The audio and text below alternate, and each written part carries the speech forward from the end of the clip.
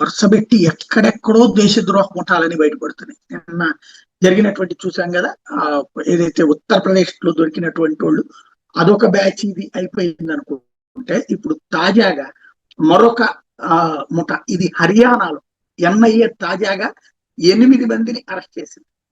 వీళ్ళందరూ కూడా ఏదైతే ముగ్గురేమో పవాసర్ హతిన్ ప్రాంతం నుంచి, పాల్వాల్లోని హతిన్ ప్రాంతం నుంచి, 5గురినేమో నూహ్ ప్రాంతం నుంచి.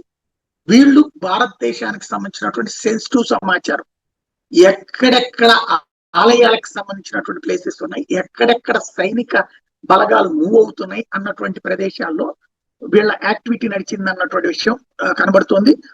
దానికి సంబంధించినటువంటి యాక్టివిటీ మీదనే ఇప్పుడు అడుగులు పడుతున్నాయి.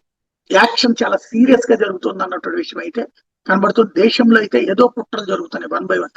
మొన్న ఢిల్లీలో మన రైళ్లలో పెట్టినటువంటి సీసీ కెమెరాల దగ్గర నుంచి, పంజాబ్ లో కమ్యూనికేషన్స్, ఇక్కడ ఉన్నటువంటి సెన్సిటివ్ ప్లేసెస్ సమాచారం పాకిస్తాన్ కి ఇస్తుండడం, ఆ తర్వాత ఉత్తరప్రదేశ్ లో ఉన్నటువంటిది చివరికి రైల్వే లైన్లతో సహా సమాచారం ఇస్తుండడం, ఇంకొక వైపున వచ్చేటప్పటికి చివరికి చైనాకి సంబంధించినటువంటి క్యాంప్స్ నే, సీసీ క్యాంప్స్ నే కేంద్రం బ్లాక్ చేయాల్సిన పరిస్థితి రావడం, అంటే సంథింగ్ ఏదో జరుగుతుంది.